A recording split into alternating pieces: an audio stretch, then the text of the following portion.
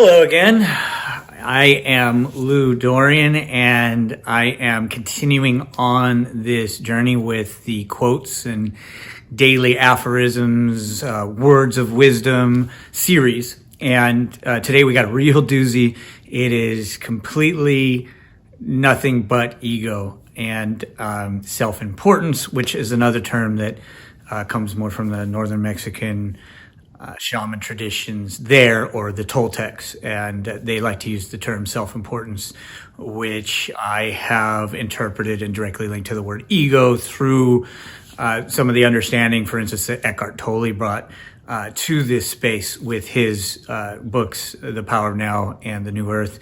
Amazing books, by the way. If you haven't read them, I encourage you to read them, on exposing the ego and showing its mechanics and how destructive it is towards internal peace and happiness. So, yeah, I also wanted to mention I received a message, a comment on a TikTok channel I have, which is Lou Dorian's TikTok channel. And it was in response to a video that I released on a couple of social media platforms about the purpose of our lives, the purpose of this entire thing we call life, this universe, and what is this experience we're having. And in that video, I talk about awareness being the fundamental purpose and trajectory that the universe is heading in, and that the stumbling block to our entire species of making it to our next level of sophistication and possibly even interstellar travel ability will be our own egos. And I went into a little further depth in that video about that. In response to that video, a woman said that it was maybe the ego of men is the problem, not women, was what she was trying to say, saying that men are really the only ones who really suffer with this problem of ego. And that is not true, not true at all. Ego is deeply tied to both trauma and privilege, and is rooted in the rational mind. Ego cannot live outside of the rational mind. So anyone who is able to think in language and access that part of our minds, which almost all of us do as human beings, and speak language to each other, anyone who is in that space of experience, the rational mind space, or again, to use another Toltec concept, the tonal, is susceptible to ego. There is no one that is immune, and there's no one that is less susceptible than another. We are all 100% susceptible to this particular mindset, this extremely damaging mind space to personal peace, global peace, and happiness and harmony. So I want to point that out, and we're going to continually hammer on what is ego. The term self-importance is really good because ego is always self-important. And I also want to showcase something and talk about some of the things that Eckhart actually mentions in his books. One of the things he actually talks about is that it is untrue that the shy person has less ego than the person, showing bravado and expressing arrogance. That does not mean that the shy person has any less ego than the individual that's very out there and puffing their chest out. It's that the ego has different modes of survival and how it sustains itself, all kind of feeding on a comparison basis experience. And whether that leads to the suffering of a shy person feeling some social anxiety, or a feeling held back and being able to interact with others, or the opposite side of that, someone feeling like they want to show off and be better than others, it doesn't matter. It's still two sides of the same coin, and it is still ego, and it still always results in furthering disharmony, unhappiness, and deep disruption of peace. And usually actually including contributing, if not the main contributor, to trauma and that people experience from others and through their own internalization of what they've experienced. So I want to really hammer home about what ego is, because it's going to play a fundamental role in this series that I'm on right now about these popular quotes, aphorisms, and sayings. So, let's get into this next quote. Like I said, it's a doozy. Okay, and here it is. This is the next quote we're taking a look at. And as you can see, we've got another notable, famous person, big time celebrity, George Clooney. Again, presumably adding weight, validity, veracity to the statement. And this one is a really egoically based statement here. No one is ever too busy. You're just not important enough. Boy, if that isn't a self-important mindset, then I don't know what is. And if you adopt this mindset, you are going to be a very unhappy and a person who is lacking a lot of peace in your life if you adopt this as a belief system for yourself, or a belief as part of your belief system for yourself. So really bad idea here. Yeah, you know, here's the thing, and we'll just take a practical dive into it a little further.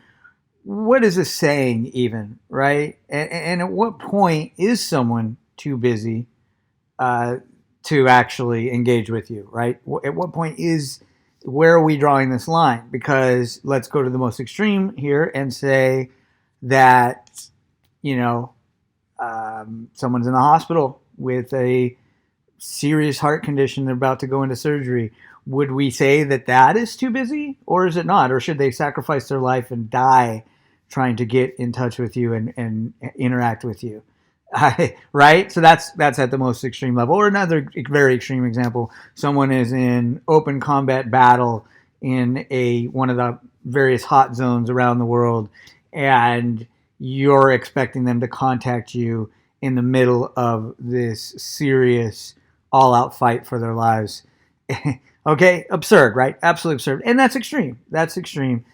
But it dials back from there. And I actually went through something similar with a woman I was seeing where, you know, I had explained that I had certain boundaries. I am trying to achieve certain goals. And so therefore I need to be up in the morning, or in this case actually was different. I needed to be out to my mother's place because she's getting older and is experiencing, you know, a bit of dementia and things like that. And so I explained that I needed to leave that evening.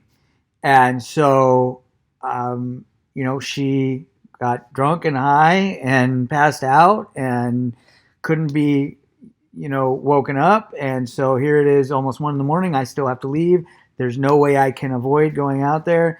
And so then there's a lot of anger, and she's upset because I'm now pushing her out the door saying, hey, you have to leave. I need to get to where I'm going. And, you know, there were, I have roommates. I have a few things that were important that she couldn't just stay where she was at. And so the mindset there was one of completely being offended. She felt extremely resentful. She felt like she wasn't being valued. She felt all these things, right? And so that kind of, I think, is somewhat apropos to this quote as well.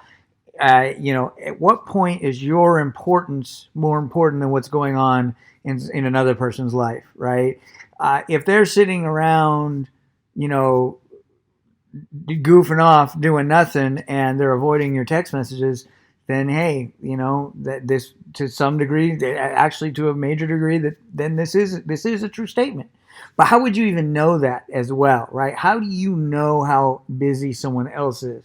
So there could be some truth in this, but you're going to have to make assumptions unless you're hiring a private detective, a private eye to monitor this person's every move and really know what's going on with them every second of every day. You know, there's so many parameters here. This is a terrible quote here. It's really, really bad, guys.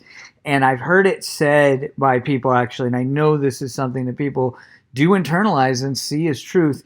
It's a terrible idea to adopt this quote here. It's going to make you a miserable, bitter person if you adopt this one. It is nothing but rooted in ego, and it is a terrible idea, guys. There's no merit to this one.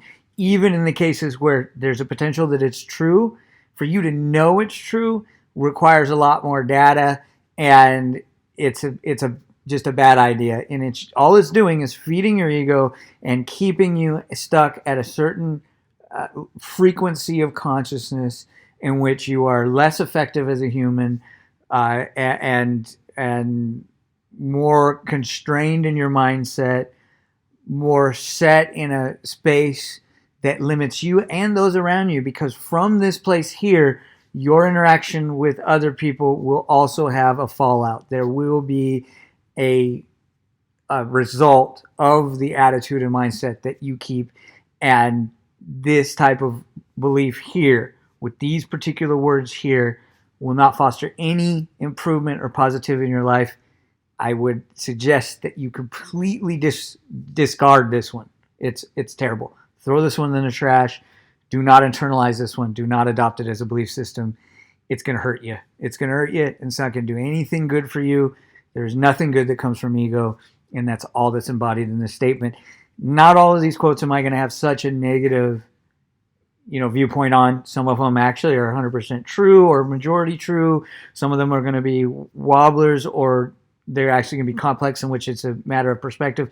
This one is a very simple one. It is just bad on all levels for a strategy of a belief system that you internalize and are looking for peace and benefit in your life. This one is just going to drag you into ego.